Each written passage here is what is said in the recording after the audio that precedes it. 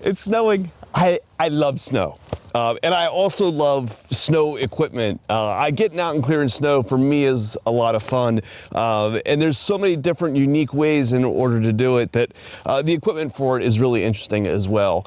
This is a Boss Snowrator. We've been a Boss dealer for a number of years, but not had access to this part of their product line until recently. And it's become very popular for us here this year. It's easy to see why this piece of equipment is such a good fit for so many of our commercial contracting customers who are out there doing snow removal. Today we're going to spend a little bit of time looking at this particular one, the Snowrator Scout, tell you why it's so popular among our customers, and get out and spin around here in the parking lot a little bit and show you how it works.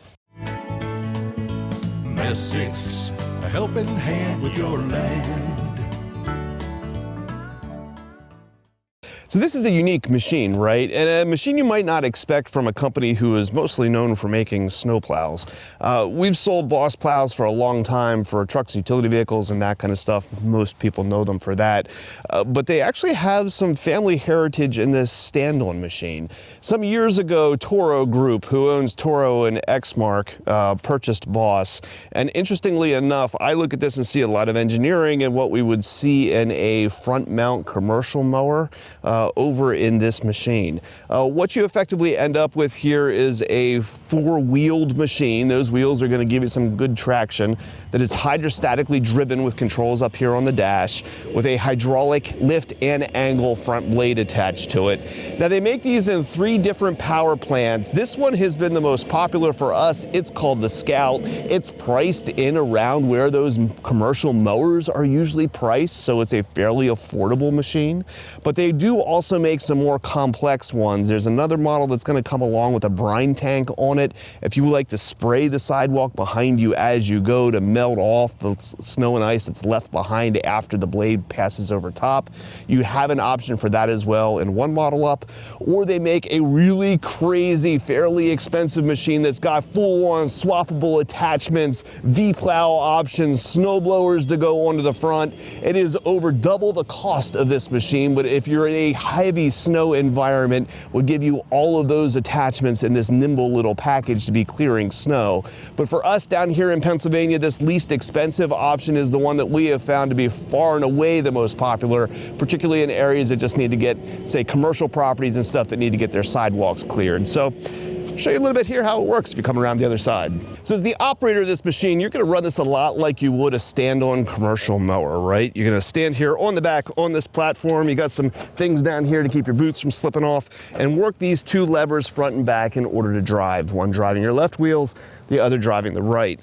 Now, in order to operate the blade, here on the right-hand side, you have a stick that's going to go up and down to raise and lower the blade. If you push the whole way forward, it has a float position to scrape that sidewalk clean, and left and right will angle your blade either direction. You have simple engine controls. It's just a small gas engine on here. You have a throttle and a choke and an hour meter up here on the dash, key on the side in order to start it. One thing that I found really unique and cool is the parking brake. If you're going to be locking this thing as you go on and off the trailer, down on the right-hand side here, you can just reach down with your toe and pull the parking brake up and down.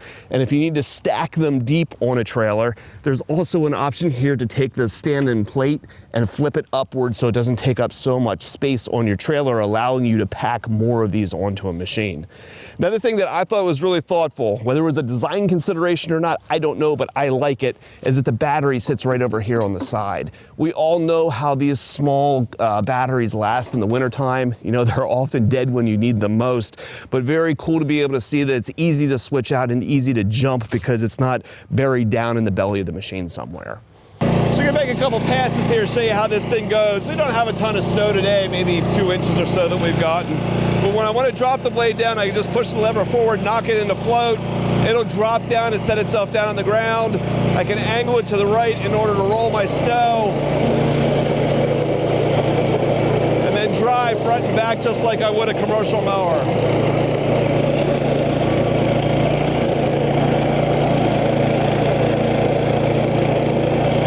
Once I've gotten to the end of my pass here, lift my blade,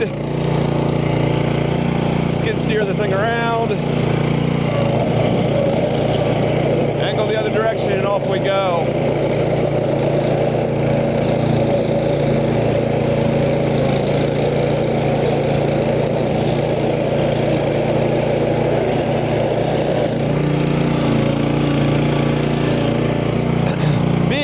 Boss, you're going to have all different kinds of options for, say, steel or plastic edges on the bottom of the plow, markers for the corners if you're in really deep snow. You can see here in the front I have trip springs on it. If I happen to catch a manhole cover or something, it's going to allow that blade to fall front so that things don't get busted up when you inevitably catch something out there.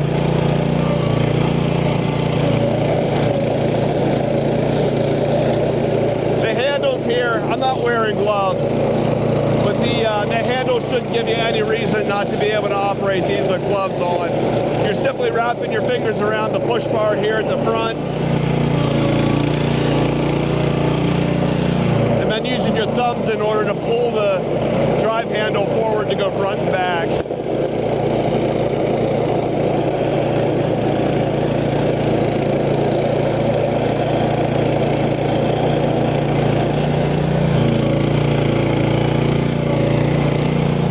It's just an impressive little thing. It's fun to run. And you can see too, even with only a 4-foot blade here on the front, I can make quick work of this, right? Oh, there's a manhole.